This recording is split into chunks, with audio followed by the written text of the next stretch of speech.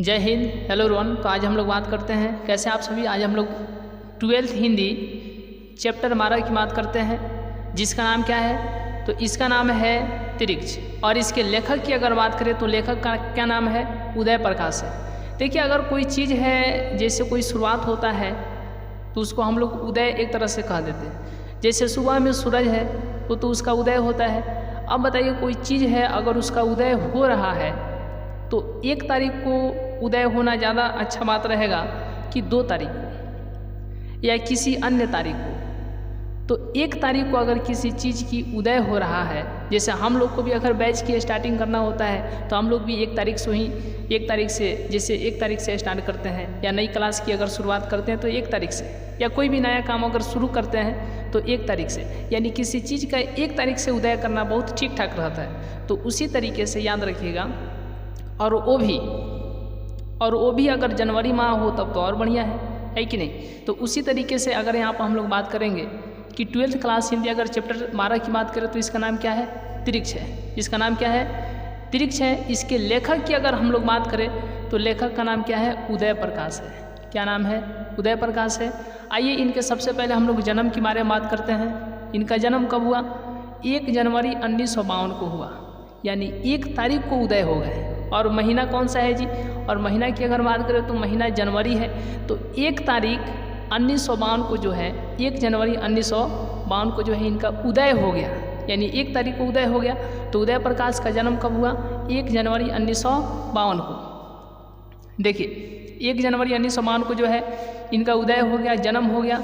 और वहीं बात करें स्थान की तो सीतापुर अनूपपुर मध्य प्रदेश। कहाँ के थे ये, मध्य प्रदेश के थे। तभी तो ये सागर विश्वविद्यालय जो कि मध्य प्रदेश में पढ़ता है, वहीं से ये तो क्या किए, बीए किए। क्या किए, बीए किए, ठीक है। बीए नहीं, बीएससी किए और उसके आगे जो है एमए किए। कहाँ से, तो सागर विश्वविद्यालय मध्य प्रदेश से। देखिए, तो जन्म हो गया 1 जनवरी 1952 को जो है, याद रखिएगा, सीतापुर अनूपपुर मध्य प्रदेश। आइए इनके माता और पिता की अगर हम लोग बात करते हैं तो माता का नाम क्या था, गंगा देवी। माता का नाम क्या था, गंगा देवी। और पसे पिता, पसे प्रेम कुमार। तो पिता का क्या नाम था, पिता का नाम था प्रेम कुमार। माता का क्या नाम था, गंगा देवी, और पिता का नाम प्रेम, ठीक है, प्रेम कुमार। माता का नाम क्या था, तो माता का नाम था गंगा देवी और पिता का नाम था प्रेम कुमार सिंह। प्रेम कुमार सिंह, प्रेम कुमार सिंह। आइए शिक्षा की अगर हम लोग बारे में बात करते हैं जी, आइए हम लोग शिक्षा के बारे में बात करते हैं। तो ये बीएससी किए थे। क्या किए थे, बीएससी किए थे, बीएससी, ठीक है, यानी बैचलर ऑफ साइंस से थे, बैचलर ऑफ साइंस से। और वहीं अगर आगे की बात करें तो मास्टर ऑफ आर्ट्स से थे, यानी एमए किए थे। और किस सब्जेक्ट से, तो हिंदी से ये क्या किए थे, एमए किए थे। तो ये क्या है, ये सब्जेक्ट क्या है, हिंदी ही तो है। तभी तो इनका ज़्यादातर नाम यानी जिक्र जो है हिंदी में आया है। देखिए, तो एमए किस सब्जेक्ट से किए थे, एमए किए थे हिंदी से। और वहीं विश्वविद्यालय की बात करें तो सागर विश्वविद्यालय, सागर विश्वविद्यालय सागर से, जो कि मध्य प्रदेश में पड़ता है। तो बीए यानी बीएससी जो है ये किए थे। और आगे अगर बात करें, मास्टर ऑफ आर्ट्स किस सब्जेक्ट से थे, मास्टर ऑफ आर्ट्स जो थे ये किस सब्जेक्ट से किए हुए थे, तो मास्टर ऑफ आर्ट्स ये हिंदी से किए थे, यानी एमए ये हिंदी से किए थे। कहाँ से किए थे, सागर विश्वविद्यालय मध्य प्रदेश, सागर विश्वविद्यालय मध्य प्रदेश, ठीक है, सागर विश्वविद्यालय मध्य प्रदेश। वृत्ति की हम लोग बात करते हैं कि याद रख लीजिए एकदम, Sunday mail, Sunday mail, Sunday mail, ठीक है। जैसे आप लोग ट्रांसपोर्ट वगैरह का नाम सुने होंगे, ठीक है। अब मान लीजिए कोई है, जैसे कोई व्यक्ति है, किसी को किसी चीज़ का मेल करना है, मतलब कुछ भेजना है, लिफाफा ये जो है, अगर उसमें कुछ लिख करके भेजना है, कोई चीज़ किसी के पास अगर भेजना है तो उसको क्या बोलते हैं, एक तरीके से मेल कहते हैं। क्या कहते हैं, मेल कहते हैं। तो बताइए, आप ही बताइए कि किस दिन को मेल करेगा, संडे को तो मेल करेगा ना, यानी संडे को छुट्टी रहेगा तो संडे को मेल करेगा। तो इसीलिए याद रखना है संडे मेल, संडे मेल, ठीक है। ऑब्जेक्टिव में देगा वहाँ पर, ये नई दिल्ली, संडे मेल नई दिल्ली में ये सहायक संपादक थे, कौन, उदय प्रकाश। संडे मेल नई दिल्ली, संडे मेल नई दिल्ली, इसके सहायक संपादक थे। कौन? उदय प्रकाश। आइए हम लोग इनकी कृति के बारे में बात करते हैं। तो दरियाई घोड़ा इन्हीं का कृति है। और त्रिक्ष जो कि हम लोग पाठ में पढ़ रहे हैं, जिसका नाम क्या है? त्रिक्ष। और त्रिक्ष एक कहानी है। त्रिक्ष क्या है? तो त्रिक्ष एक ठो कहानी है। तो त्रिक्ष किनकी कृति है? त्रिक्ष किनकी कृति है? उदय प्रकाश की कृति है। तभी तो इसमें उदय प्रकाश के बारे में पढ़ रहे हैं, तो इससे याद रखना है। देखिए, दरियाई घोड़ा किनकी कृति है? तो दरियाई घोड़ा इन्हीं की कृति है। किनकी? उदय प्रकाश की। त्रिक्ष भी इन्हीं की कृति है। अरेबा परेबा ये भी इनकी है। मोहनदास ये सब इनकी कृति है। अब कृति में भी होते हैं, कौन कहानी है, कौन कविता संग्रह है, कौन कहानी संग्रह है, कौन निबंध है, ठीक है, कौन, इस तरीके से। तो उसी तरीके से हम लोग बात करते हैं दरियाई घोड़ा, त्रिक्ष, अरेबा परेबा, मोहनदास। ये कृति तो है, लेकिन कौन सी कृति है? कहानी कृति है। ये सब कहानी है। हम लोग जो ये चैप्टर पढ़ रहे हैं त्रिक्ष, यह एक कहानी है। क्या है? कहानी है। नेक्स्ट हम लोग बात करते हैं सुनो कारीगर। सुनो कारीगर, अबूतर कबूतर, अबूतर कबूतर, रात में हारमोनियम, रात में हारमोनियम। देखिए ये सब क्या है जी? कविता संग्रह है। ये क्या है? कविता संग्रह है। ईश्वर की आँख, ईश्वर की आँख, ये क्या है? निबंध है। ईश्वर की आँख निबंध है। इंदिरा गांधी की आखिरी लड़ाई, इंदिरा गांधी की आखिरी लड़ाई, इंदिरा गांधी जो कि ये लिखे हुए हैं, इंदिरा गांधी की आखिरी लड़ाई। आगे हम लोग बात करते हैं लाल घास पर नीले घोड़े। नीले घोड़े, ये लाल घास क्या होता है जी? तो लाल घास पर नीले घोड़े, तो हरा घास रहेगा तब ना बकरी चरेगी। ये गाय भैंस, ये तो लाल घास है, तो समझिए नीला घोड़ा। तो लाल घास पर नीला घोड़ा, ये क्या है? इसका जो है इन्होंने अनुवाद किया है। ये देखिए फिल्म टीवी। सबसे पहले हम लोग बात करते हैं, एक बार और बात कर लेते हैं, त्रिक्ष क्या है? बताइए, कमेंट कीजिए। त्रिक्ष क्या है? तो त्रिक्ष एक क्या है? त्रिक्ष सबसे पहले हम लोग को ध्यान देना है कि त्रिक्ष एक कहानी है। इसके लेखक कौन है? माने इसके कहानीकार कौन है? इसके रचनाकार कौन है? तो इसके कहानीकार कौन है? उदय प्रकाश है। उनका जन्म कब हुआ था? 1 जनवरी 1952 को हुआ था। 1 जनवरी 1952 को हुआ था। कहाँ हुआ था? सीतापुर अनूपपुर मध्य प्रदेश। सीतापुर अनूपपुर मध्य प्रदेश। आइए इनके माता की अगर हम लोग बात करें तो इनके माता का नाम क्या था? गंगा देवी। क्या नाम था? गंगा देवी। पिता का नाम क्या था? तो पिता का नाम था प्रेम कुमार सिंह। प्रेम कुमार सिंह, प्रेम कुमार सिंह। आइए आगे हम लोग बात करते हैं इनकी शिक्षा के बारे में। तो इन्होंने बीएससी किए, फिर आगे एमए किए हिंदी सब्जेक्ट से, सागर विश्वविद्यालय मध्य प्रदेश से। आगे हम लोग बात करते हैं, ठीक है, शिक्षा का बात हो गया। वृत्ति संडे मेल नई दिल्ली में जो है ये सहायक संपादक रहे। कृति की अगर बात करते हैं तो दरियाई घोड़ा है, त्रिक्ष है, अरेबा परेबा, मोहनदास, ये इन्हीं की कृति है। और ये चारों जो है इम्पोर्टेंट है। इसके अलावा भी बहुत सारे हैं, तो हम लोग इम्पोर्टेंट की बात कर रहे हैं क्योंकि जहाँ सब्जेक्टिव क्वेश्चन पूछे जाते हैं, कम समय में ज़्यादा मतलब ये सब नंबर प्राप्त करने का ध्यान रखना चाहिए। सुनो कारीगर, ये भी इन्हीं की कृति है। अबूतर कबूतर इन्हीं की कृति है। रात में हारमोनियम। और आगे बात करते हैं ईश्वर की आँख, इंदिरा गांधी की आखिरी लड़ाई, लाल घास पर नीले घोड़े, ये सब इन्हीं के क्या है? तो कृति है। ठीक है, अब कृति में अलग अलग होते हैं कहानी, फिर कविता संग्रह। तो जैसे आप यहाँ पर देख रहे हैं ये चारों जो है ये इनकी कहानी है।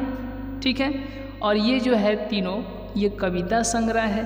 और ईश्वर की आँख जो है निबंध आलोचना है। इंदिरा गांधी की आखिरी लड़ाई, लाल घास पर नीले घोड़े, इसका जो है इन्होंने अनुवाद किया है। देखिए आपको एक बात ध्यान रखना है, इनकी मृत्यु जो है अभी हाल ही फिलहाल में हुई है, यानी 2-3 साल पहले 2021 में हुई है। 15 जुलाई 2021 को हुई। इसीलिए इस किताब में जो है ये जब प्रकाशित किया गया है किताब, तब उस वक्त तक इनकी मृत्यु जो है नहीं हुई थी। लेकिन इधर हाल ही फिलहाल में 2 साल हो गए, 2-2.5 साल हुए इनकी मृत्यु हुई।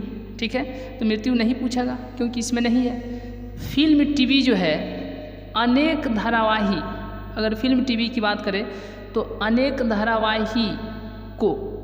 धारावाहिकों और टीवी फिल्मों को इन्होंने जो स्क्रिप्ट होते हैं उसको इन्होंने लिखे और ये मरने से पहले तक लिखते रहे।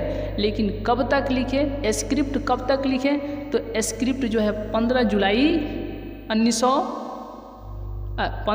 2021 को जो है इनका जो है निधन हो गया और यहाँ पर बात ख़त्म हो गया। तो हम लोग भी क्लास को ख़त्म कर देते हैं। मिलते हैं नेक्स्ट क्लास में, नेक्स्ट वीडियो में। तब तक के लिए बहुत बहुत धन्यवाद। तो अब हम लोग कहानी को यहाँ से देखते हैं, जिसका नाम क्या है, त्रिक्ष नाम है। क्या नाम है? त्रिक्ष। क्या नाम है? त्रिक्ष है। देखिए त्रिक्ष है, ये 12th क्लास हिंदी और चैप्टर की बात करें तो चैप्टर नंबर यह जो है 12 है। आइए इसको स्टार्ट करते हैं कहानी को। देखिए सबसे पहले यहाँ पर त्रिक्ष को हम लोग समझ लेते हैं, एक तरह के विषैला लिजार्ड होता है। इस घटना का संबंध जो है लेखक बताते हैं कि इस घटना का संबंध पिताजी से है, उनके पिता हैं उनसे है, मेरे सपने से है। ये बता रहे हैं लेखक कि इस सपना का संबंध किससे है। तो सबसे पहले पिताजी से है और उनके सपने से है, ठीक है, और शहर से भी है। शहर के प्रति जो एक जन्मजात भय होता है उससे भी है। शहर के प्रति जो एक जन्मजात भय होता है, सब किसी को भय लगता है, ये उससे भी है, ठीक है। तो आइए अब यहाँ से हम लोग बिल्कुल देखते हैं। पिताजी तब 55 साल के हुए थे। ये तब की बात है जब पिताजी 55 साल के हुए थे। दुबला शरीर, बाल बिल्कुल मक्के के भुए जैसे सफ़ेद, सिर पर जैसे रुई रखी हो ऐसा बाल था। वे सोचते ज़्यादा थे, बोलते बहुत कम थे। जब बोलते तो हमें राहत मिलती, जैसे देर से रुकी हुई सांस निकल रही हो। साथ साथ हमें डर भी लगता। हम बच्चों के लिए वे एक बहुत बड़ा रहस्य थे। हमें पता था कि संसार की सारी भाषाएं जो है वे बोल सकते हैं। दुनिया उनको जानती है और हमारी तरह ही उनसे डरती हुई उनका सम्मान करती है। हमें उनकी संतान होने का गर्व था। कभी कभी वैसे ऐसा सालों में एक आध बार ही होता। वे शाम को हमें अपने साथ टहलाने कहीं बाहर ले जाते। चलने से पहले वे मुंह में है जो तंबाकू भर लेते। तंबाकू के कारण वे कुछ बोल नहीं पाते थे, चुप रहते थे। यह चुप्पी हमें बहुत गंभीर, गौरवशाली, आश्चर्यजनक और भारी भरकम लगती। छोटी बहन कभी उनसे रास्ते में कुछ पूछना चाहती तो फौरन मैं उसका जवाब देने की कोशिश करता, जिससे पिताजी को बोलना न पड़े, क्योंकि वो तो मुंह में तंबाकू रखते थे, बोलने में उनको दिक्कत होगा। इसीलिए लेखक ही अपने बहन के सवालों को जो है जवाब दे देते थे। वैसे यह काम काफ़ी मुश्किल और जोखिम भरा होता, क्योंकि मैं जानता था कि अगर मेरा जवाब गलत हुआ तो पिताजी को बोलना पड़ जाएगा। बोलने में उन्हें जो है परेशानी होती थी। एक तो तंबाकू की पीक निकालनी पड़ती थी, ठीक है। फिर जिस दुनिया में वे रहते थे यानी सोचते थे, वहाँ से निकलकर यहाँ तक आने में उन्हें एक कठिन दूरी तय करनी पड़ती थी। वैसे बहन के सवालों में कोई ख़ास बात होती नहीं थी। जैसे वह यहीं पूछ लेती थी, जैसे किस तरीके के वो सवाल पूछती थी कि सामने छिउले की सूखी टहनी पर बैठी उस चिड़िया को क्या कहते हैं। मैं चूँकि सारी चिड़ियों को जानता था, इसलिए बता सकता था कि वह नीलकंठ है। और दशहरे के दिन, ठीक है, और दशहरे के दिन उसे ज़रूर देखना चाहिए। दशहरे के दिन किस पक्षी को देखना चाहिए? याद रखिएगा, नीलकंठ को। किसको? नीलकंठ को। ये जो है लेखक के अनुसार है, ठीक है, कहानीकार के अनुसार है। उदय प्रकाश जी के अनुसार जो है दशहरे के दिन जो है नीलकंठ को जरूर देखना चाहिए। उनके अनुसार मेरी कोशिश रहती थी कि पिताजी को आराम रहे और वे सोचते रहें। मेरी और माँ की दोनों की पूरी कोशिश रहती कि पिताजी अपनी दुनिया में सुख चैन से रहें।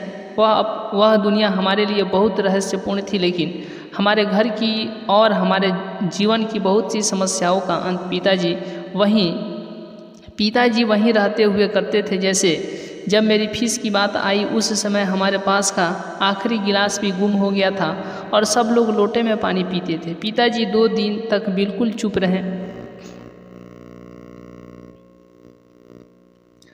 2 दिन तक बिल्कुल जो है चुप रहे। माँ को भी शक हुआ कि पिताजी फीस की बात बिल्कुल भूल गए हैं या फिर इसका हल उनके वश की बात नहीं है। लेकिन तीसरे दिन सुबह पिताजी ने मुझे एक पत्र लिफाफे में रख कर दिया और शहर के डॉक्टर पंत के पास। किसके पास? डॉक्टर पंत के पास। याद रखिएगा, डॉक्टर पंत के पास, डॉक्टर पंत के पास, पंत के पास भेजा।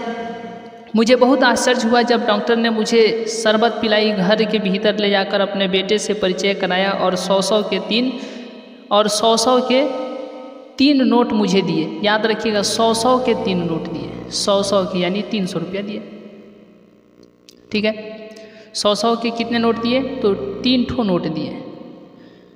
हम पिताजी पर गर्व करते थे, प्यार करते थे, उनसे डरते थे और उनके होने का एहसास ऐसा था जैसे हम किसी किले में रह रहे हों। ऐसा किला जिसके चारों ओर गहरी नहरें खुदी हुई हो, बुर्जें बहुत ऊंची हो, दीवारें सख्त लाल चट्टानों की बनी हो और हर बाहरी हमले के सामने हमारा किला अभेद हो। पिताजी एक खूब मजबूत किला थे। उनके परकोटे पर हम सब कुछ भूल कर खेलते थे। ठीक है, कुछ भूल कर खेलते थे, दौड़ते थे और रात में खूब गहरी नींद मुझे आती थी। लेकिन उस दिन शाम को जब पिताजी बाहर से टहल कर आए तो उनके टखने में पट्टी बंधी थी। थोड़ी देर में गांव के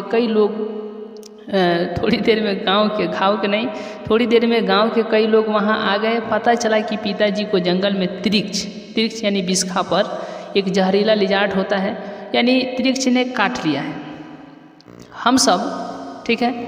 हम सब जानते थे कि त्रिक्ष के काटने पर आदमी बच ही नहीं सकता।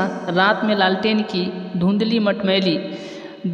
धुंधली मटैली रोशनी में गांव के बहुत से लोग आंगन में जमा हो गए थे। पिताजी उनके बीच थे, जमीन पर बैठे हुए। फिर पास के गांव का चुटुआ नाई भी आया। ठीक है, वह अरंड के पत्ते और कंडे की राख से जहर उतारता था। त्रिक्ष एक बार मैंने देखा था। त्रिक्ष जो है लेखक एक बार देखे थे। त्रिक्ष एक बार मैंने देखा था। तालाब के किनारे जो बड़ी बड़ी चट्टानों के ढेर थे और जो दोपहर में खूब गर्म हो जाते थे, उनमें से किसी चट्टान की दरार से निकलकर वह पानी पीने तालाब की ओर जा रहा था। मेरे साथ थानू था। उसने बतलाया कि वह त्रिक्ष है, काले नाग से 100 गुना ज़्यादा। कितना? थानू ने बताया। किसने बताया? थानू ने। याद रखिएगा, थानू ने क्या बताया? थानू। ठीक है, थानू, थाना से थानू, याद रखिए, थानू। ठीक है, थानू ने बतलाया कि काले नाग से जो है 100 गुना ज़्यादा उसमें जहर होता है। ठीक है, उसी ने बताया कि सांप तो तब काटता है जब उसके ऊपर पैर पड़ जाए या कोई जब ज़बरदस्ती उसे तंग करे, तब तो सांप काटता है। लेकिन त्रिक्ष तो नज़र मिलते ही दौड़ता है। पीछे पड़ जाता है। उससे बचने के लिए कभी सीधे नहीं भागने चाहिए, टेढ़ा मेढ़ा चक्कर काटते हुए जो गोल मोल दौड़ना चाहिए। आइए आगे हम लोग देखते हैं जी। दरअसल जब आदमी भागता है तो ज़मीन पर वह सिर्फ अपने पैरों के निशान ही नहीं छोड़ता, बल्कि हर निशान के साथ वहाँ की धूल में अपनी गंध भी छोड़ जाता है। त्रिक्ष इसी गंध के सहारे दौड़ता है। थानू ने बतलाया कि त्रिक्ष को चकमा देने के लिए आदमी को यह करना चाहिए कि पहले तो वह बिल्कुल पास कदम रखकर जल्दी जल्दी कुछ दूर दौड़े, फिर 4-5 बार खूब लंबी लंबी छलांग दे। त्रिक्ष सूंघता हुआ दौड़ता आएगा। जहाँ पास पैर के निशान होंगे वहाँ उसकी रफ्तार खूब तेज हो जाएगी और जहाँ से आदमी ने छलांग मारी होगी वहाँ आकर वह उलझन में पड़ जाएगा। वह इधर उधर तब तक भटकता रहेगा जब तक उसे अगले पैर का निशान और उसमें बसी गंध नहीं मिल जाती। आइए आगे हम लोग बात करते हैं।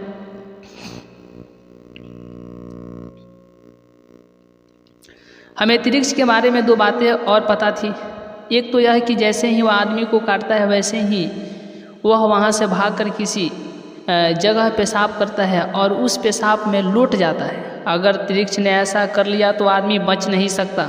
अगर उसे बचना है तो त्रिक्ष के पेशाब में लौटने से पहले ही खुद किसी नदी, कुएं या तालाब में डुबकी लगा लेनी चाहिए। ठीक है, यानी अगर त्रिक्ष काट लिया तो त्रिक्ष काटेगा तो डुबकी लगाएगा, अपने ही पेशाब में जो है डुबकी लगाएगा। तो उसको यानी त्रिक्ष के अपने ही पेशाब में डुबकी लगाने से पहले जिस व्यक्ति को काटा है उस व्यक्ति को जो है तालाब में खुद या नदी कुआं में खुद डुबकी लगा लेना चाहिए। ठीक है, ताकि ऐसा आदमी जो है बच जाए। नहीं तो वह त्रिक्ष अगर पहले डुबकी लगा लिया तो समझिए आदमी का बचना नामुमकिन है, या फिर त्रिक्ष के ऐसा करने के पहले ही उसे मार देना चाहिए। दूसरी बात यह है कि त्रिक्ष काटने के लिए तभी दौड़ता है जब उससे नज़र टकरा जाए। अगर तिरिक्ष को देखो तो उससे कभी आँख मत मिलाओ। आँख मिलते ही वह आदमी की गंध पहचान लेता है और फिर पीछे लग जाता है। फिर तो आदमी चाहे पूरी पृथ्वी का चक्कर लगा ले, तिरिक्ष पीछे पीछे आता है। तिरिक्ष जो है पीछे पीछे आता है। मैं भी तमाम बच्चों की तरह उस समय तिरिक्ष से बहुत डरता था। मेरे दुख स्वप्न के सबसे खतरनाक 2 पात्र ही थे। कौन कौन पात्र थे जी? तो याद रखिएगा, हाथी और तिरिक्ष, हाथी और तिरिक्ष, हाथी और तिरिक्ष, यही जो है ये 2 पात्र थे इनके दुख स्वप्न के। ठीक है, हाथी तो फिर भी दौड़ता दौड़ता थक जाता था और मैं पेड़ पर चढ़कर बच जाता था या फिर उड़ने लगता था, लेकिन तिरिक्ष उसके सामने तो मैं किसी इंद्रजाल में बंध जाता था। मैं सपने में कहीं जा रहा होता तो अचानक ही किसी जगह वह मिल जाता। उसकी जगह तय नहीं होती। कोई ज़रूरी नहीं था कि वह चट्टानों की दरार में, पुरानी इमारतों के पिछवाड़े या किसी झाड़ी के पास दिखे। वह मुझे बाजार में, सिनेमा हॉल में, किसी दुकान या मेरे कमरे में भी दिख सकता था। कौन? तो तिरिक्ष। कौन? तिरिक्ष। ठीक है, आइए आगे देखते हैं जी। मैं सपने में कोशिश करता था कि उससे नज़र न मिलने पाए। मैं सपने में कोशिश करता था कि उससे नज़र न मिलने पाए, लेकिन वह इतनी परिचित आँखों से मुझे देखता कि मैं अपने आप को रोक नहीं पाता था और बस आँख मिलते ही उसकी नज़र बदल जाती थी। वह दौड़ता था और मैं भागता था। मैं गोल गोल चक्कर लगाता था। ठीक है, जल्दी जल्दी पास डग भर कर अचानक वो खूब लंबी लंबी छलांगे लगाने लगता। उड़ने की कोशिश करता, किसी ऊंची जगह पर चढ़ जाता, लेकिन मेरी 1000 कोशिशों के बावजूद वह चकमा नहीं खाता था। वह मुझे बहुत घाघ, समझदार, चतुर और ख़तरनाक लगता था। मुझे लगता था कि वह मुझे खूब अच्छी तरह से जानता है। उसकी आंखों में मेरे लिए परिचय की जो चमक थी, उससे मुझे लगता कि वह मेरा ऐसा शत्रु है जिसे मेरे दिमाग में आने वाले हर विचार के बारे में पता है। मेरे सबसे खौफनाक, यातनादायक, भयाक्रांत और बेचैनी से भरा यही सपना था।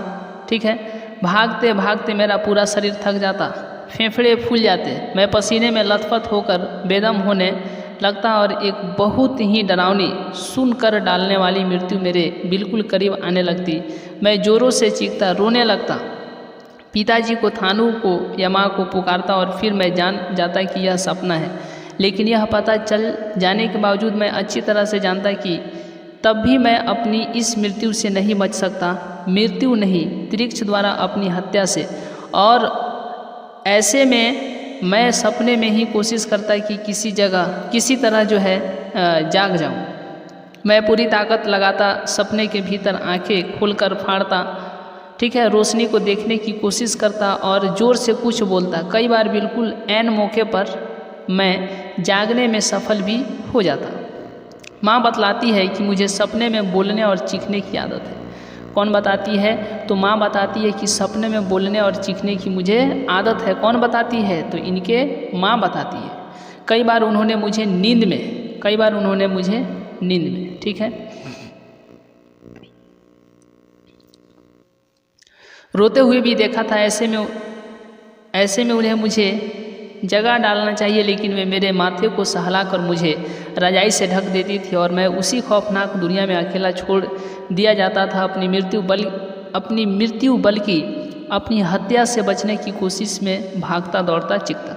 वैसे धीरे धीरे मैंने अनुभव से यह जान लिया था कि आवाज़ ही ऐसे मौके पर मेरा सबसे बड़ा अस्त्र है जिससे मैं तिरिक्ष से बच सकता था। लेकिन दुर्भाग्य से हर बार इस अस्त्र की याद मुझे बिल्कुल अंतिम समय पर आती थी, तब जब वह मुझे बिल्कुल पा लेने वाला होता। अपनी हत्या की सांसें मुझे छूने लगती। मौत के नशे से भरे एक निर्जीव लेकिन डरावने अंधेरे से मैं घिर जाता। लगता है मेरे नीचे कोई ठोस आधार नहीं है, मैं हवा में हूँ। और वह पल आ जाता जब मेरे जीवन का अंत होने वाला होता। तभी बिल्कुल इसी एक बहुत ही छोटे और नाजुक पल में मुझे अपने इस अस्त्र की याद आती और मैं जोर जोर से बोलने लगता और इस आवाज़ के सहारे मैं सपने से बाहर निकल आता। मैं जाग जाता।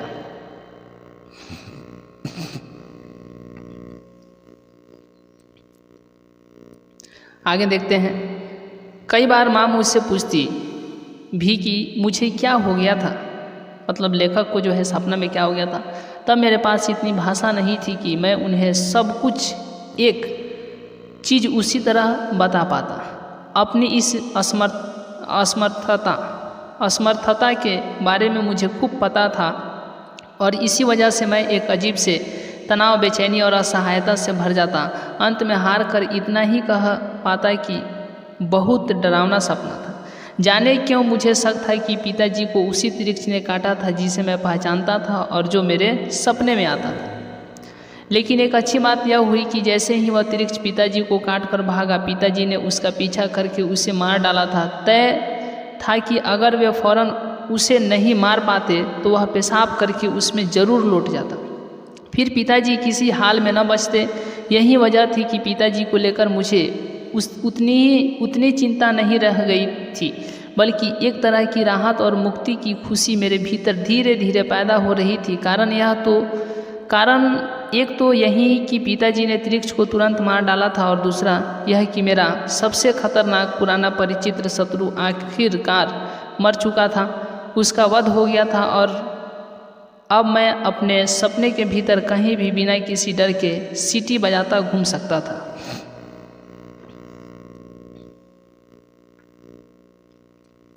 उस रात देर तक हमारे आंगन में भीड़ रही आई। ठीक है, भीड़ रही आई। पिताजी की झाड़ फूंक चलती रही। कांटे के जख्म को चीरकर खून भी बाहर निकाला गया और कुएं में डालने वाली लाल दवा, जिसको कहते हैं KMnO4 पोटेशियम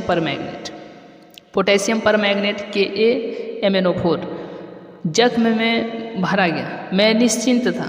अगली सुबह पिताजी को शहर जाना था, अदालत में पेशी थी। उनके नाम सम्मान आया था। हमारे गांव से लगभग 2 किलोमीटर दूर निकलने वाली सड़क से शहर के लिए बसें गुजरती थी। उनकी संख्या दिन भर में मुश्किल से 2 या 3 थी। मात्र 2 से 3 ऐसी बस ही थी जो कि सड़क से बाहर के लिए जो है बसें गुजरती थी।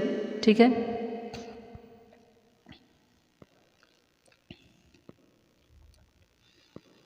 दो या तीन बसें ही थी। गनीमत थी कि पिताजी जैसे ही सड़क तक पहुँचे, शहर जाने वाला पास के गांव का एक ट्रैक्टर उन्हें मिल गया।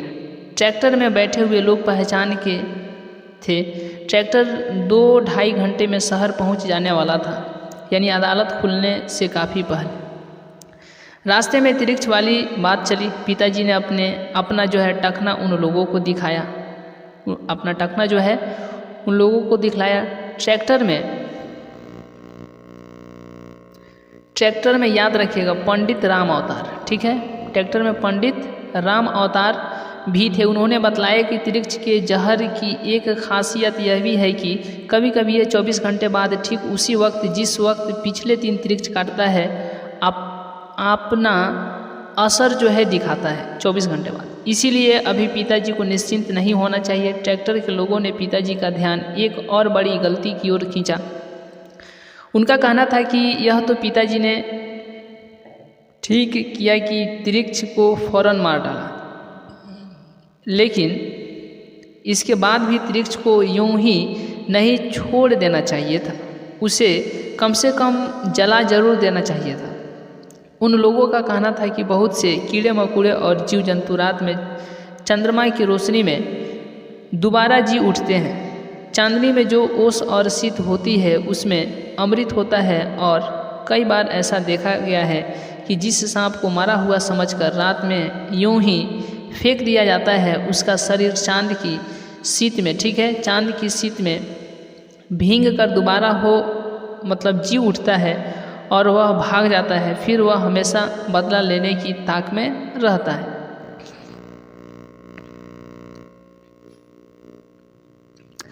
ट्रैक्टर के लोगों को शक था कि कहीं ऐसा ना हो कि रात में जी उठने के बाद तिरिक्ष पेशाब करके उसमें लौट जाए। ऐसा हुआ तो 24 घंटे बीतते बीतते ठीक उसी घड़ी के आने पर तिरिक्ष का जान लेवा जहर पिताजी पर चढ़ना शुरू हो जाएगा। उन लोगों ने सलाह भी दी कि पिताजी को वहीं से वापस लौट जाना चाहिए और अगर संयोग से उस तिरिक्ष की लाश उसी जगह पड़ी हुई हो तो उसे अच्छी तरह जो है जलाकर राख कर देनी चाहिए। लेकिन पिताजी ने उन्हें बताया कि पेशी कितनी ज़रूरी थी। यह तीसरा सम्मान था और अगर इस बार भी यह तीसरा सम्मन था और इस बार भी वे अदालत में हाजिर नहीं हुए तो गैर जमानती वारंट निकलने का जो है डर था। पेशी भी हमारे उसी मकान को लेकर थी जिसमें हमारा परिवार रह रहा था। वकील को पिछले 2 बार की पेशी में फ़ी भी नहीं दी जा सकी थी और कहीं अगर उसने लापरवाही दिखला दी और जज सनक गया तो वह हमारी कुड़की डिक्री भी करवा देगा। ठीक है, करवा सकता था। विचित्र स्थिति थी कि अगर पिताजी उस तिरिक्ष की लाश को जलाने के लिए ट्रैक्टर से उतरकर वहीं से गांव लौट आते तो गैर जमानती वारंट के तहत वे गिरफ्तार कर लिए जाते और हमारा घर हमसे छीन जाता, अदालत हमारे खिलाफ हो जाती। लेकिन पंडित राम अवतार एक वैद्य भी थे। ज्योतिष पंचांग के अलावा उन्हें जड़ी बूटियों की भी बड़ी गहरी जानकारी थी। उन्होंने सुझाया कि एक तरीका ऐसा है जिससे पिताजी पेशी में हाजिर भी हो सकते हैं और तिरिक्ष के जहर से 24 घंटे के बाद बच भी सकते हैं। उन्होंने बताया कि चरक का निचोड़ इस सूत्र में है कि बीस ही 20 की औषधि होता है। अगर धतूरे के बीज कहीं मिल जाए तो वह तिरिक्ष के जहर की काट को ठीक है तैयार कर सकते हैं।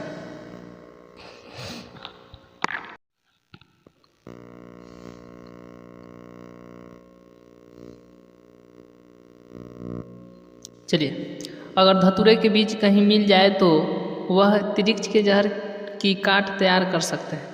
अगले गांव सामतपुर में ट्रैक्टर रोक दिया गया और एक तेली के खेत में धतूरे के पौधे आखिरकार खोज निकाले गए। धतूरे के बीजों को जो है पीसकर उसे तांबे के पुराने सिक्के के साथ जो है उबालकर काढ़ा तैयार किया गया। काढ़ा बहुत कड़वा था, ठीक है, इसीलिए उसे चाय में मिलाया गया और पिताजी को चाय पिला दी गई। इसके बाद सभी निश्चिंत हो गए। एक बहुत बड़े खतरे से पिताजी को निकालने की कोशिश हो रही थी।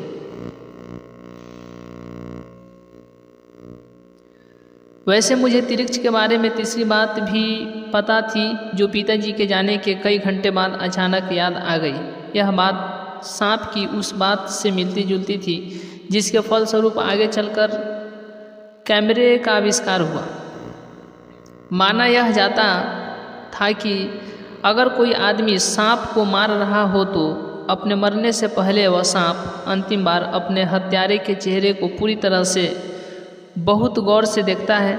आदमी उसकी हत्या कर रहा होता है और सांप टकटकी बांधकर उस आदमी के चेहरे की एक एक बारीकी को अपने आँख के भीतरी पर्दे में दर्ज कर रहा होता है। सांप की मृत्यु के बाद सांप की आँख के भीतरी पर्दे पर उस आदमी का चित्र स्पष्ट दर्ज हो जाता है। बाद में आदमी के जाने के बाद उस सांप का दूसरा जोड़ा आकर उस मरे हुए सांप की आँख के भीतर झांकता है और इस तरह वह हत्यारा जो है पहचान लिया जाता है। सारे सांप उसे पहचानने लगते हैं। फिर वह कहीं भी चला जाए उससे जो है बदला लेने की जो है फिराक में वे रहते हैं। हर सांप उसका शत्रु होता है।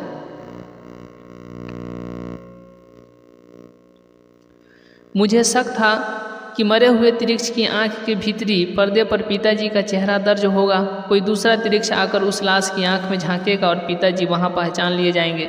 मेरे भीतर इस बात को लेकर बेचैनी पैदा हुई कि पिताजी ने यह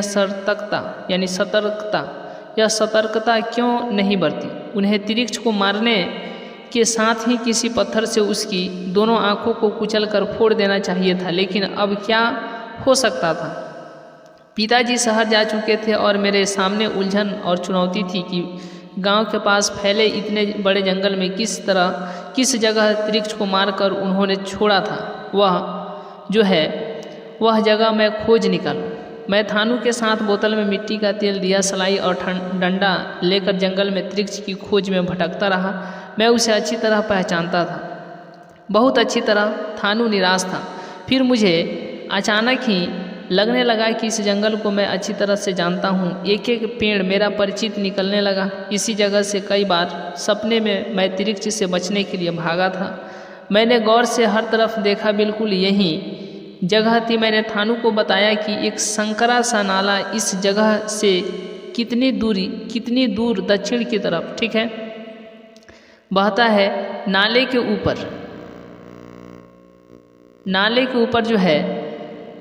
ऊपर जहाँ बड़ी बड़ी चट्टानें हैं वहाँ कीकर का एक बहुत पुराना पेड़ है जिस पर बड़े शहद के छत्ते हैं। उन्हें देखकर लगता है कि वे कई शताब्दियों पुराने हैं। मैं उस भूरे रंग की चट्टान को जानता था जो बरसात भर नाले के पानी में आधी डूबी रहती थी और बारिश के बीतने के बाद जब बाहर निकलती थी तो उसकी खोहों में कीचड़ भर जाती थी और अजब वनस्पतियाँ वहाँ से उग आती थी। चट्टान के ऊपर हरी काई की एक परत सी जम जाती थी। इसी चट्टान की सबसे ऊपर वाली दरार में तिरिक्ष रहता था। थानू इस बात को मेरी कल्पना मान रहा था, लेकिन बहुत जल्द हमें वह नाला मिल गया। कीकर का वह बूढ़ा पेड़ भी जिस पर शहद के छत्ते थे और वह चट्टान भी। तिरिक्ष की लाश जो है चट्टान से जरा हटकर जमीन पर घास के ऊपर चित पड़ी हुई थी। बिल्कुल यह वही तिरिक्ष था। मेरे भीतर हिंसा और उत्तेजना और खुशी की एक सनसनी दौड़ रही थी। थानू ने और मैंने सूखे पत्ते और लकड़ियाँ इकट्ठी की, खूब सारा मिट्टी का तेल उसमें डाला और उसमें आग लगा दी। तिरिक्ष उसमें जल रहा था। उसके जलने की चिरायंध गंध हवा में फैल रही थी। मेरा मन जोर से चिल्लाने को हुआ, लेकिन मैं डरा कि कहीं मैं जाग न जाऊं और यह सब कुछ सपना न साबित हो जाए। मैंने थानू की ओर देखा, वह रो रहा था। वह मेरा बहुत अच्छा दोस्त था। मेरे सपने में इसी जगह से निकलकर उस तिरिक्ष ने कई बार मेरा पीछा करना शुरू किया था। आश्चर्य था कि इतने लंबे अरसे से उसकी अड्डे को इतनी अच्छी तरह से जानने के बावजूद कभी दिन में आकर मैंने उसे मारने की कोई कोशिश नहीं की थी। मैं आज बेतहाशा खुश था।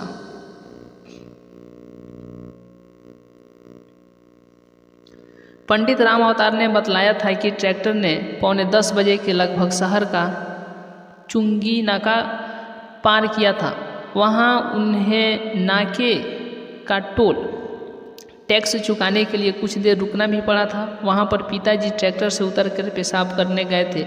लौटने पर उन्होंने बताया कि उनका सिर कुछ घूम सा रहा है।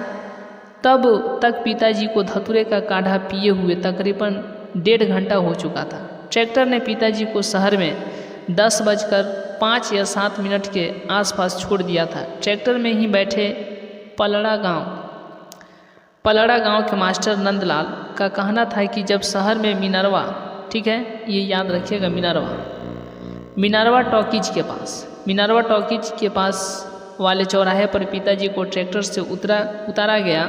तब उन्होंने शिकायत की थी कि उनका गला कुछ सूख सा रहा है।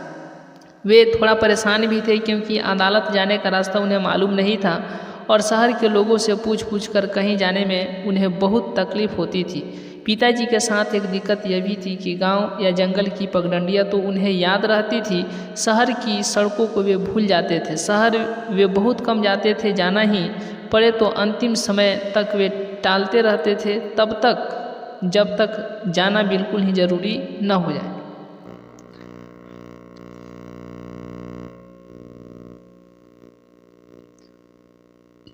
कई बार तो ऐसा भी हुआ कि पिताजी सारा सामान लेकर शहर के लिए रवाना हुए और बस अड्डे से लौट आए। बहाना यह है कि बस छूट गई, जबकि हम सब जानते थे कि ऐसा नहीं हुआ होगा। पिताजी ने बस को देखा होगा, फिर वे कहीं बैठ गए होंगे पेशाब करने या पान खाने। फिर उन्होंने देखा होगा कि बस छूट रही है, उन्होंने ज़रा सा और इंतज़ार किया होगा। जब बस ने रफ्तार पकड़ ली होगी तब वे कुछ दूर तक दौड़े होंगे, ठीक है। फिर उनके कदम धीमे पड़ गए होंगे और अफसोस और गुस्सा प्रकट करते वे लौट आए होंगे। ऐसा करते हुए स्वयं भी लगा होगा कि बस सचमुच छूट गई है। ऐसे में जबकि हम मान चुके होते कि वे शहर जा चुके हैं, वे लौटकर हमें चकित कर देते।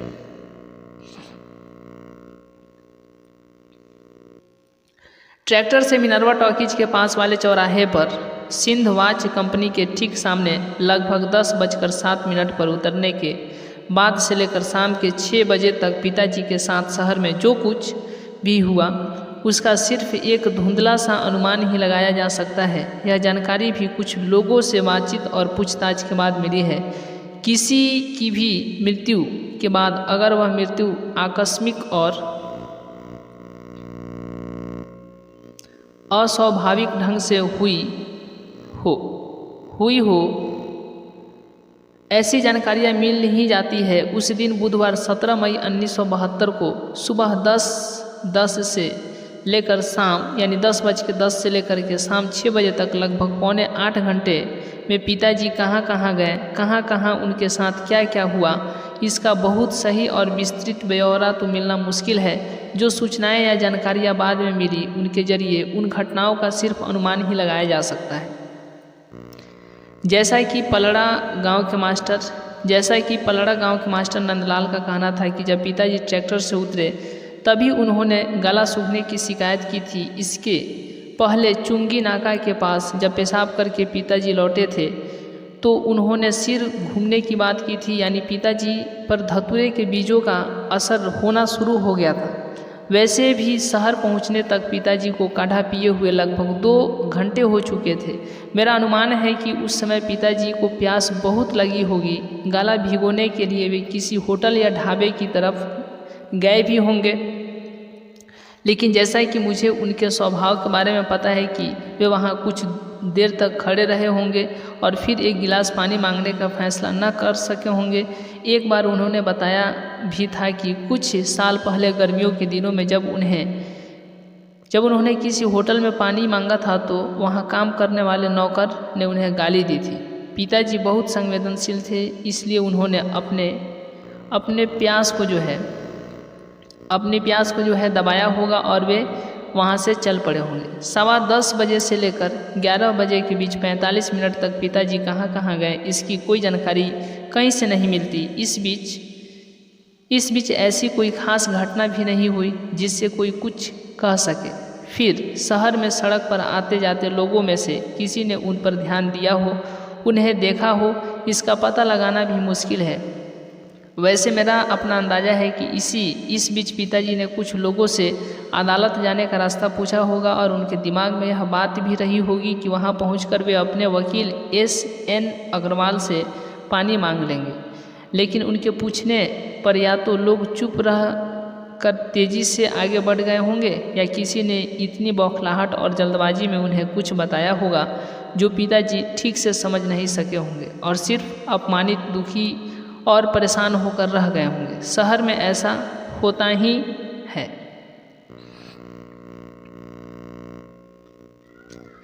वैसे बीच के पौने घंटे के बारे में मेरा अपना अनुमान है कि इस बीच पिताजी पर काढ़े का असर काफ़ी बढ़ गया होगा। मई की धूप और प्यास ने इस असर को और भी तेज और भी गहरा कर दिया होगा। उनके पैर लड़खड़ाने से भी लगे होंगे और बहुत संभव है कि एक आध बार इस बीच उन्हें चक्कर भी आ गए होंगे। पिताजी 11 बजे शहर में देशबंधु मार्ग पर स्थित स्टेट बैंक ऑफ इंडिया की इमारत में घुसे थे। वे वहां क्यों गए इसकी वजह ठीक समझ में नहीं आती। वैसे हमारे गांव का रमेश दत्त शहर में भूमि विकास सहकारी बैंक में क्लर्क है। हो सकता है पिताजी के दिमाग में सिर्फ बैंक रहा हो और वहां से गुजरते हुए अचानक स्टेट बैंक लिखा हुआ देखा हो और वे उधर घूम गए हों। उन्होंने अब तक पानी नहीं पिया था, इसीलिए उन्होंने सोचा होगा कि वे रमेश दत्त से पानी भी मांग लेंगे, अदालत जाने का रास्ता भी पूछ लेंगे और बता सकेंगे कि उनका सिर घूम सा रहा है। यह भी कि कल शाम को उन्हें त्रिक्ष ने उनको त्रिक्ष ने काटा था। स्टेट बैंक के कैशियर अग्निहोत्री के अनुसार, ठीक है, ये देखिए, स्टेट बैंक के कैशियर अग्निहोत्री के अनुसार वह उस समय कैश रजिस्ट्री चेक कर रहा था। उसकी मेज पर लगभग 28,000 रुपये की गड्डियाँ रखी हुई थी। उस वक्त 11 से 2-3 मिनट, ठीक है, 11 से 2-3 मिनट ऊपर हुए होंगे, तभी पिताजी वहाँ आए। उनके चेहरे पर धूल लगी हुई थी, चेहरा डरावना था और अचानक ही उन्होंने ज़ोर से कुछ कहा था। अग्निहोत्री का कहना था कि मैं अचानक डर गया। अमूमन ऐसे लोग बैंक के इतने भीतर कैशियर के टेबल तक नहीं पहुंच जाते। अग्निहोत्री का कहना यह भी था कि अगर वह पिताजी को एक आध मिनट पहले से अपने ओर आता हुआ देख लेता तब शायद न डरता, लेकिन हुआ यह कि वह पूरी तरह से कैश रजिस्टर के हिसाब किताब में डूबा हुआ था। तभी अचानक ही पिताजी ने आवाज़ निकाली और सिर उठाते ही उन्हें देखकर वह डर गया और चीख पड़ा। उसने घंटी बजा दी।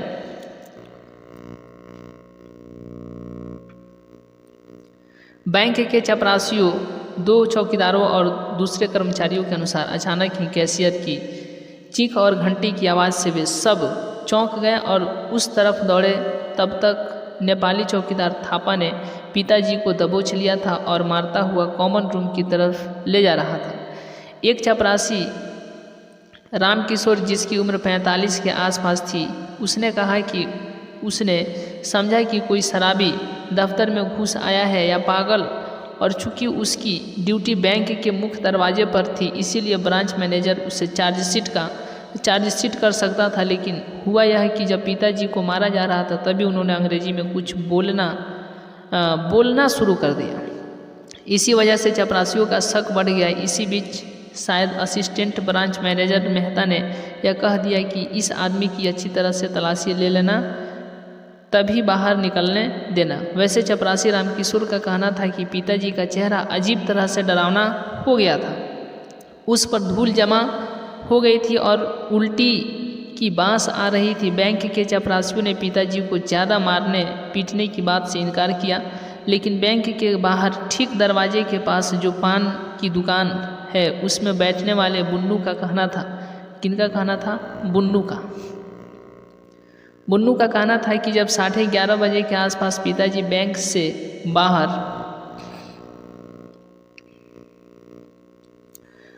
बाहर आए तो उनके कपड़े फटे हुए थे और निचला होंठ कट गया था जहां से खून निकल रहा था।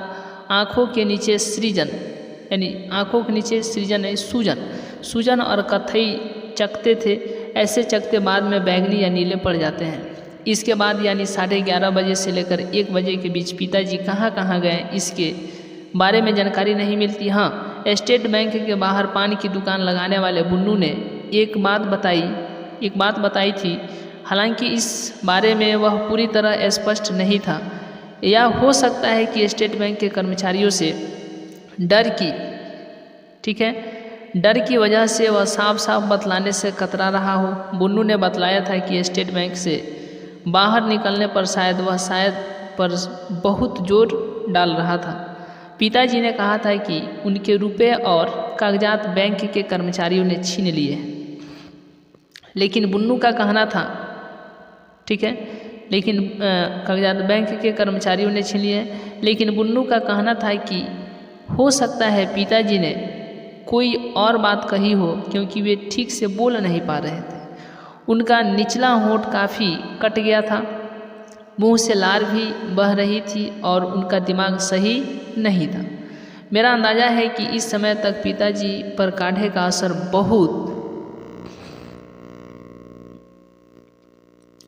बहुत ज़्यादा हो चुका था। हालांकि पंडित राम अवतार इस बात से इनकार करते हैं। उनका कहना था कि धतूरे के बीज तो होली के दिनों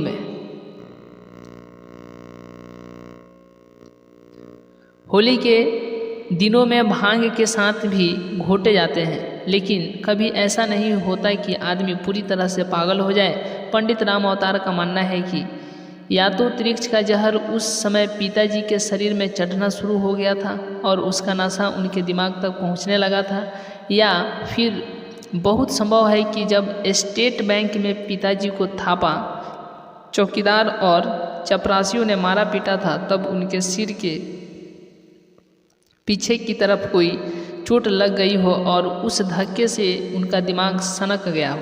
लेकिन मुझे लगता है कि उस समय तक पिताजी को थोड़ा बहुत होश था और वे पूरी कोशिश कर रहे थे कि किसी तरह वे शहर से बाहर निकल जाएं। शायद रुपए और कागजात बैंक में छिन जाने की वजह से उन्होंने सोचा होगा कि अब यहाँ रहने का कोई मतलब भी नहीं है। उन्होंने शायद एक आध बार सोचा भी होगा कि वापस स्टेट बैंक जाकर अपने कागजात तो कम से कम मांग लाएं।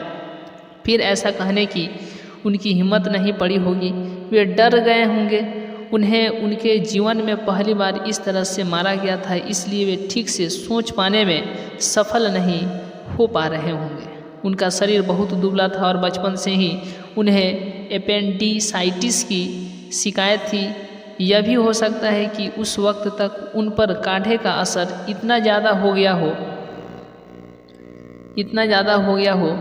ठीक है, इतना ज़्यादा हो गया हो कि वे एक चीज़ पर देर तक सोच ही नहीं पा रहे हों और दिमाग में हर हल पैदा होने वाले छोटे छोटे बुलबुलों जैसे विचारों या नए नए झटकों के वश में आकर इधर से उधर चल पड़ते रहे हों। लेकिन मैं यह जानता हूँ, मुझे अच्छी तरह से महसूस होता है कि उनके दिमाग में घर लौट आने और शहर से बाहर निकल जाने की बात एक अस्थाई बार बार कहीं अंधेरे से उभरने वाली भले ही बहुत क्षीण और बहुत धुंधली बात जरूर रही होगी। पिताजी लगभग 1:15 बजे, ठीक है, यानी 1:15, पिताजी लगभग 1:15 बजे शहर के पुलिस थाने पहुँचे थे। थाना शहर के बाहरी छोर पर सर्किट हाउस के पास बने विजय स्तंभ के पास है। आश्चर्य यह है कि थाने से बमुश्किल 1 किलोमीटर दूर अदालत पहुंच सकते थे। समझ में यह नहीं आता कि पिताजी अगर यहाँ तक पहुँचे थे, क्या तब तक उनके दिमाग में अदालत जाने की बात रह भी गई थी? उनके कागजात तो नहीं रह गए थे। थाने के एसएचओ, ठीक है, थाने के एसएचओ राघवेंद्र प्रताप सिंह ने कहा कि उस वक्त 1:15 हुए थे। 1:15 हुए थे। वे घर से लाए गए टिफ़िन को खोलकर लंच लेने की तैयारी कर रहे थे।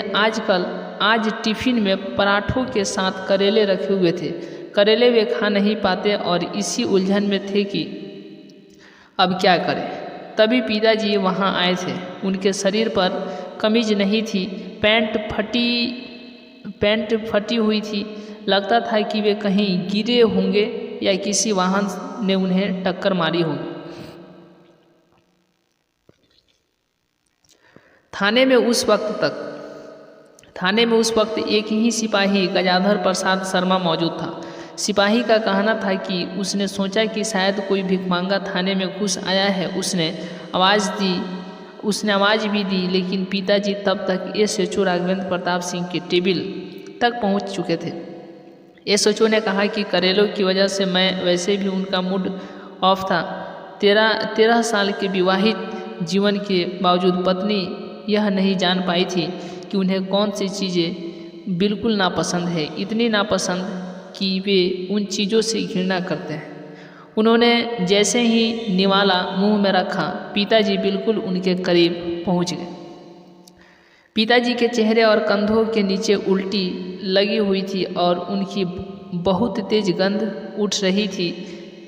एसएचओ ने पूछा कि क्या बात है, तो जवाब में पिताजी ने जो कुछ कहा उसे समझना बहुत मुश्किल था। एसएचओ राघवेंद्र प्रताप सिंह बाद में पछता रहे थे कि अगर उन्हें मालूम होता कि यह आदमी बकेली ग्राम का प्रधान और भूतपूर्व अध्यापक है तो वे उसे थाने में ही कम से कम 2-4 घंटे बिठा लेते, बाहर न जाने देते। लेकिन उस समय उन्हें लगा कि यह कोई पागल है और उन्हें खाते हुए देखकर यहाँ तक घुस आया है। इसीलिए उन्होंने सिपाही गजाधर शर्मा को गुस्से में आवाज़ दी। सिपाही पिताजी को घसीटता हुआ बाहर ले गया। गजाधर शर्मा का कहना था कि उसने पिताजी के साथ कोई मारपीट नहीं की थी और उसने देखा कि जब वे थाने आए थे तब उनका निचला होंठ कटा था। ठुड्डी पर कहीं रगड़ा खाकर गिरने से खरोंच के निशान थे और कुहनियाँ छीली हुई थी। वे कहीं न कहीं गिरे जरूर थे। यह कोई नहीं जानता कि थाने से निकलकर लगभग 1.5 घंटे पिताजी कहाँ कहाँ भटकते रहे। सुबह 10:07 पर जब वे शहर आए थे और मिनर्वा टॉकीज के पास, ठीक है, मिनर्वा टॉकीज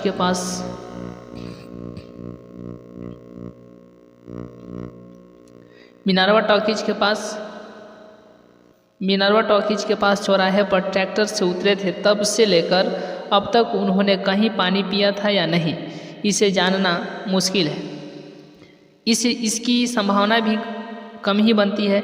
हो सकता है तब तक उनका दिमाग इस काबिल न रह गया हो कि वे प्यास को भी याद रख सके।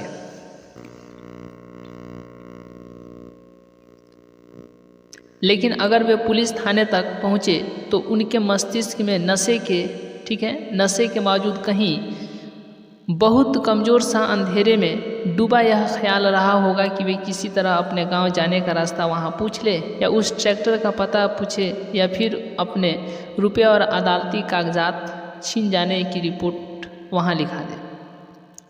यह सोचने के करीब पहुंचना ही बुरी तरह से बेचैन कर डालने वाला है कि उस समय पिताजी सिर्फ तिरिक्ष के जहर और धतूरे के नशे के खिलाफ ही नहीं लड़ रहे थे, बल्कि हमारे मकान को बचाने की चिंता भी कहीं ना कहीं उनके नशे की नींद में बार बार सिर उठा रही थी। शायद उन्हें अब तक यह लगने लगा होगा कि यह सब कुछ जो हो रहा है सिर्फ एक सपना है। पिताजी इससे जागने और बाहर निकलने की कोशिश करते रहे होंगे। 2:15 बजे के आसपास पिताजी को शहर के बिल्कुल उत्तरी छोर पर बसी सबसे संपन्न कॉलोनी इतवारी कॉलोनी में घिसटते हुए देखा गया था। कॉलोनी सर्राफा के जौहरियों, PWD के बड़े ठेकेदारों और रिटायर्ड अफसरों की कॉलोनी थी। कुछ समृद्ध पत्रकार कभी भी वहीं ठहरते थे। यह कॉलोनी हमेशा शांत और घटनाहीन रहती थी। जिन लोगों ने यहाँ पिताजी को देखा था उन्होंने बताया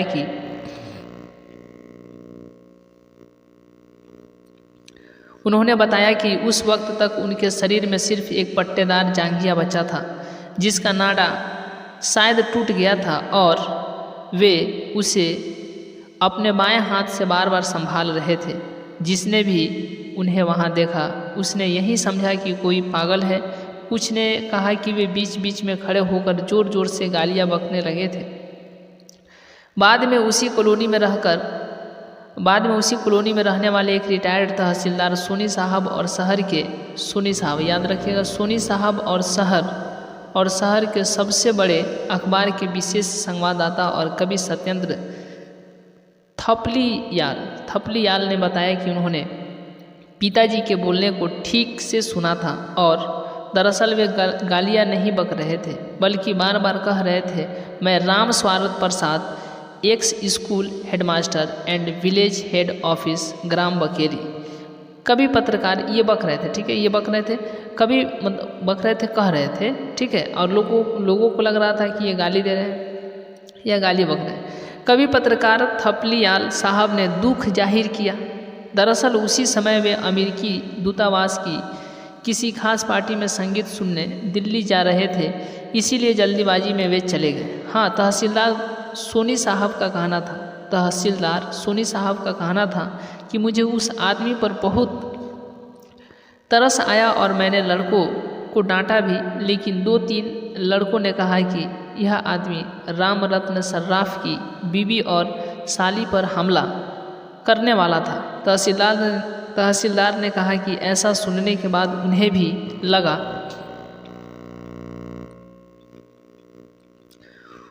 लगा होगा कि हो सकता है या कोई बदमाश हो और नाटक कर रहा हो। लड़के उन्हें तंग करने में लगे थे और पिताजी बीच बीच में जोर जोर से बोलते थे, मैं Ram Swagat Prasad, ex school headmaster. अगर हिसाब लगाया जाए तो मिनरवा टॉकीज के पास वाला चौराहा, जहाँ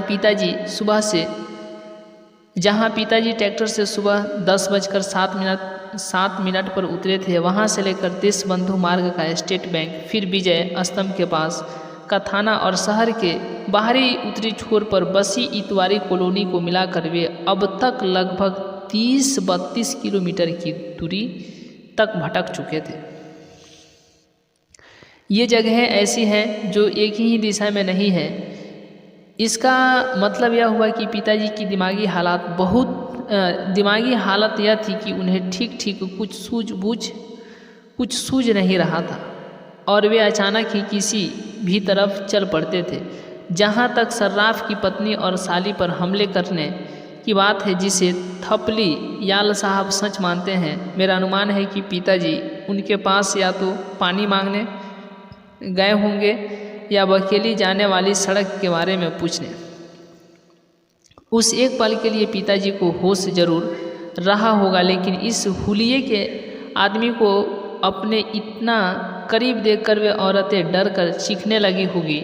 वैसे पिताजी की दाहिनी आंख के ऊपर भौं पर जो चोट लगी थी और जिसका खून रिस कर उनकी आंख पर आने लगा था, वह चोट उनकी इतवारी कॉलोनी में ही लगी थी,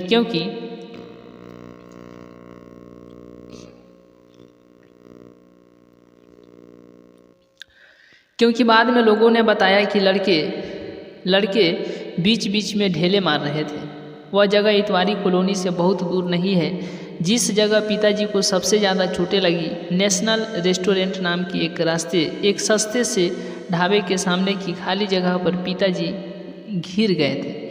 इतवारी कॉलोनी से लड़कों का जो झुंड उनके पीछे पड़ गया था, उसमें कुछ बड़ी उम्र के लड़के भी शामिल हो गए थे। नेशनल रेस्टोरेंट में काम करने वाले नौकर सत्य का कहना था कि पिताजी ने गलती यह की थी कि एक बार उन्होंने गुस्से में आकर भीड़ पर ढेले मारने शुरू कर दिए थे।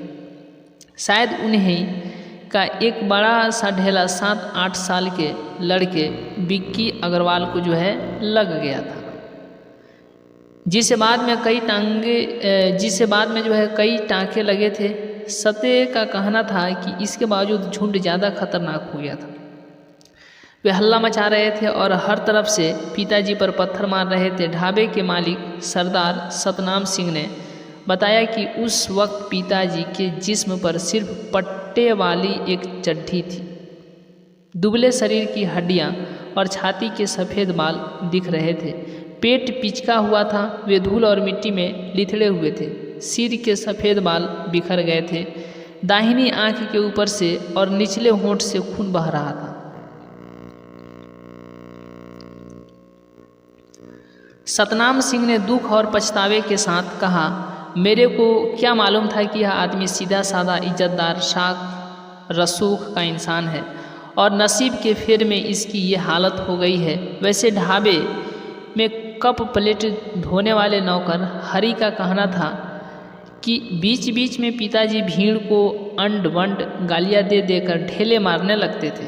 आओ ससुरो, आओ एक एक को मार डालूंगा वालों तुम्हारी की। लेकिन मुझे संदेह है कि पिताजी ने ऐसी कोई गाली दी होगी।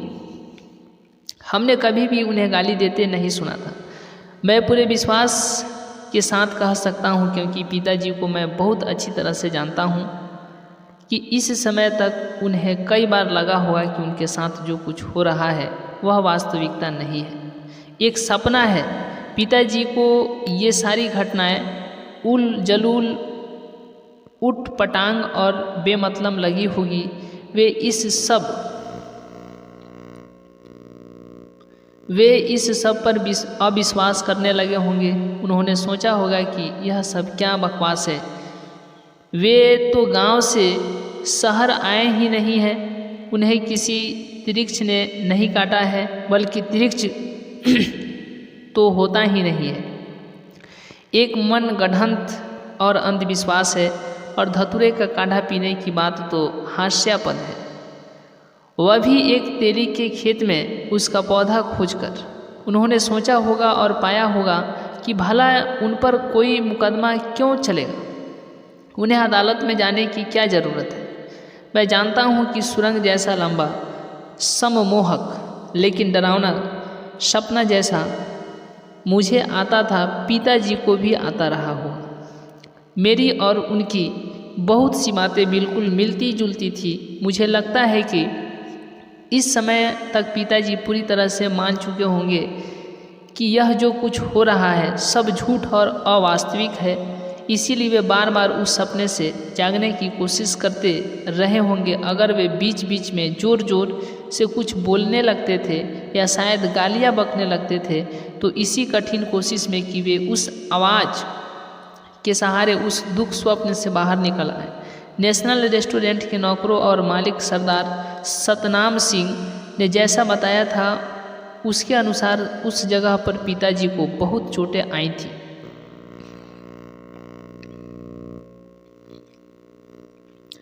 उनकी कनपटी, माथे, पीठ और शरीर के दूसरे हिस्सों पर कई ईंट और ढेले आकर लग गए थे। सड़क का ठेका लेने वाले ठेकेदार अरोड़ा के 20-22 साल के लड़के संजू ने उन्हें 2-3 बार लोहे की रॉड से भी मारा था। सत्य का तो कहना था कि इतनी चोटों से कोई भी आदमी मर सकता था। मुझे यह सोचकर एक अजीब सी राहत मिलती है और मेरी फंसती हुई सांसें फिर से ठीक हो जाती है कि उस समय पिताजी को कोई दर्द महसूस नहीं होता रहा होगा, क्योंकि वे अच्छी तरह से पूरी तार्किकता और गहराई के साथ विश्वास करने लग गए होंगे कि यह सब सपना है और जैसे ही वे जागेंगे सब ठीक हो जाएगा। या नीचे फर्श पर सोते हुए मैं और छोटी बहन दिख जाएंगे, या गौरवों का झुंड हो सकता है कि उन्हें बीच बीच में अपने इस अजीबो गरीब सपने पर हंसी भी आई हो। अगर पिताजी ने गुस्से में लड़कों की तरफ खुद भी ढेले मारने शुरू कर दिए तो इसके पीछे पहली वजह तो यही थी कि उन्हें यह बहुत अच्छी तरह से पता था कि ये ढेले सपने के भीतर जा रहे हैं और इससे किसी को कोई चोट नहीं आएगी। यह भी हो सकता है कि पूरी ताकत से ढेला मारकर वे उत्सुकता और बेचैनी से यह इंतजार करते रहे हो कि जैसे ही वह जाकर किसी लड़के के सिर से टकराएगा उसका माथा नष्ट होगा और एक ही झटके में इस दुख स्वप्न के टुकड़े टुकड़े बिखर जाएंगे और चारों ओर से वास्तविक संसार की बेतहाशा रोशनी अंदर आने लगेगी। उनका जोर जोर से चीखना भी दरअसल गुस्से के कारण नहीं था। वे असल में मुझे, छोटी बहन को, माँ को या किसी को भी पुकार रहे थे कि अगर वे अपने आप इस सपने में जाग पाने में सफल ना भी हो पाए तब भी कोई आकर उन्हें जगा दे। एक सबसे बड़ी विडंबना भी इसी बीच हुई। हमारे गांव की ग्राम पंचायत के सरपंच और पिताजी के बचपन के पुराने दोस्त पंडित कंधई राम तिवारी लगभग 3:30 बजे नेशनल रेस्टोरेंट के सामने सड़क से गुजरे थे। वे रिक्शे पर थे। सामने इकट्ठी भीड़ को देखा और उन्हें यह पता भी चल गया कि वहाँ पर किसी आदमी को मारा जा रहा था, यानी मारा जा रहा है।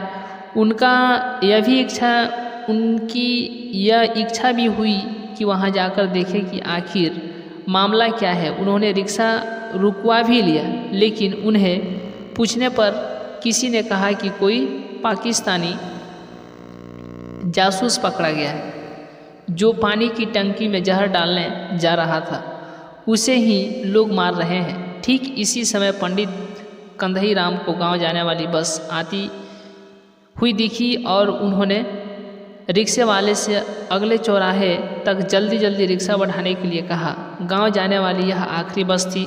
अगर उस बस के आने में 3-4 मिनट की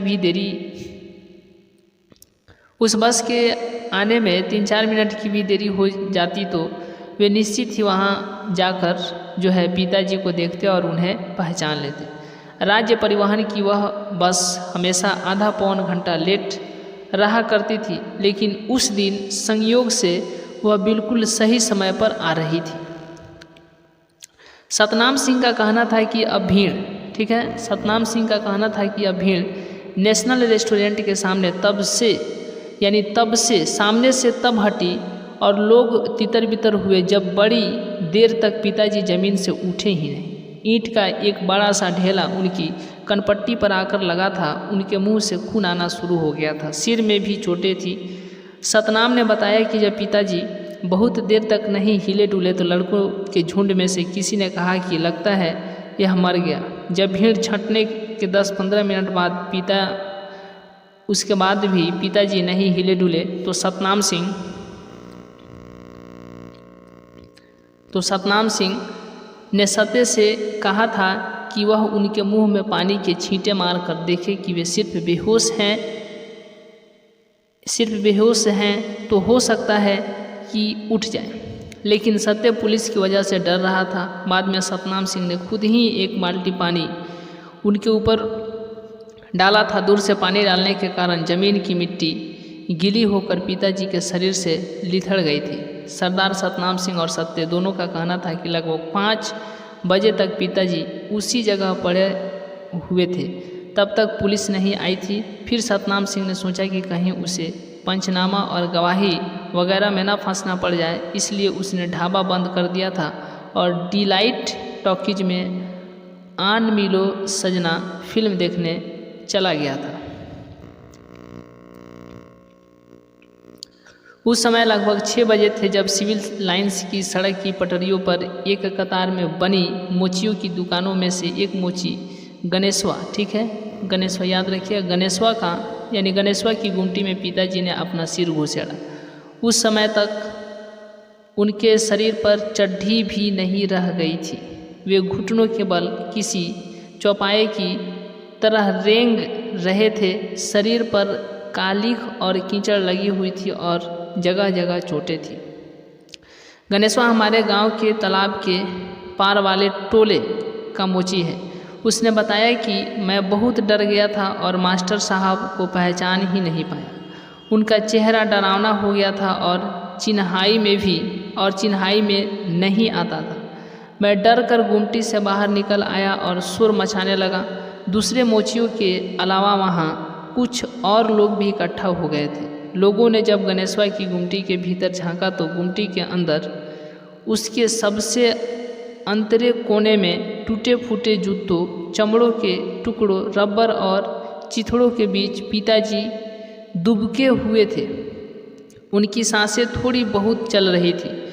उन्हें वहाँ से खींचकर बाहर पटरी पर निकाला गया। तभी गणेशवा ने उन्हें पहचान लिया। गणेशवा का कहना था कि उसने पिताजी के कान में कुछ आवाज़ें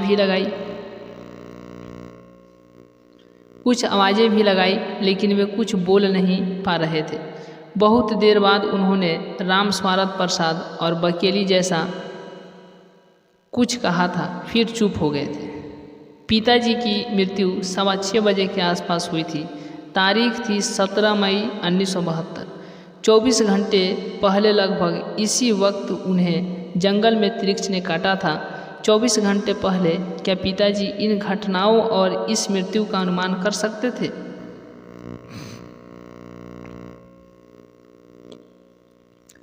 पिताजी का शव शहर के मुर्दाघर में पुलिस ने रखवा दिया था। पोस्टमार्टम में पता चला था कि उनकी हड्डियों में कई जगह फ्रैक्चर था। दाईं आंख पूरी तरह फूट चुकी थी। कॉलर बोन जो होता है वह टूटा हुआ था। उनकी मृत्यु मानसिक सदमे और अधिक रक्तस्राव। उनकी मृत्यु जो है किस कारण हुई थी?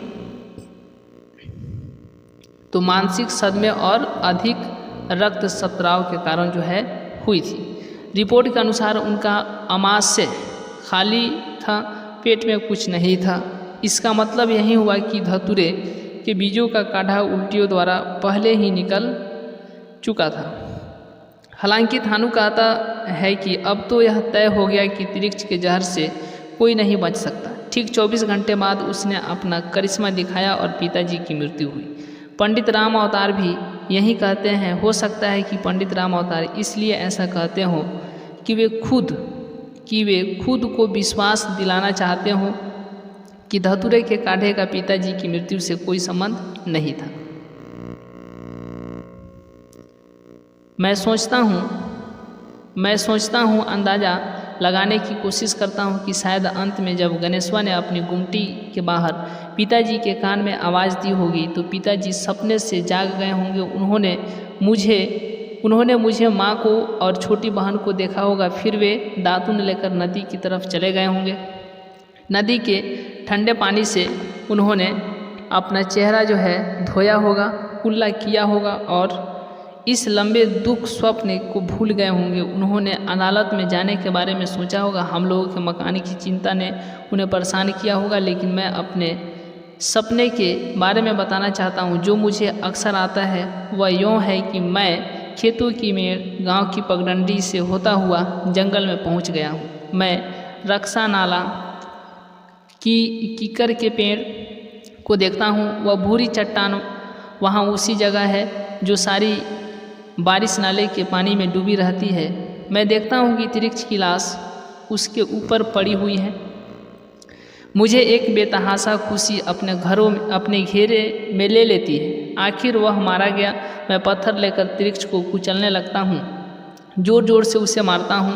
मेरे पास थानू मिट्टी का तेल और माचिस लिए खड़ा है। तभी अचानक ही मैं पाता हूँ कि मैं उस चट्टान पर नहीं हूँ। थानू भी वहाँ नहीं है, वहाँ कोई जंगल नहीं है, बल्कि मैं दरअसल शहर में हूँ। ठीक है। मेरे कपड़े बहुत ही मैले फटे और चिथड़ों जैसे हो गए हैं। मेरे गालों की हड्डियाँ निकली है। ठीक है। बाल बिखरे हैं। मुझे प्यास लगी है और मैं बोलने की कोशिश करता हूँ, शायद बकेली अपने घर जाने का रास्ता पूछना चाहता हूँ। और तभी अचानक चारों ओर शोर उठता है, घंटियाँ बजने लगती है, हजारों घंटियाँ। मैं भागता हूँ। मेरा पूरा शरीर बेदम होने लगता है, फेफड़े फूल जाते हैं। मैं पास कदम रख कर अचानक लंबी छलांग लगाता हूँ। उड़ने की कोशिश करता हूँ, लेकिन भीड़ लगता है मेरे पास पहुँचने वाली होती है। एक अजीब सी गर्म और भारी हवा मुझे सुन कर देती है। अपनी हत्या की सांसें मुझे छूने लगती है और आखिरकार वह पल आ जाता है जब मेरे सपने का अंत होने वाला होता है।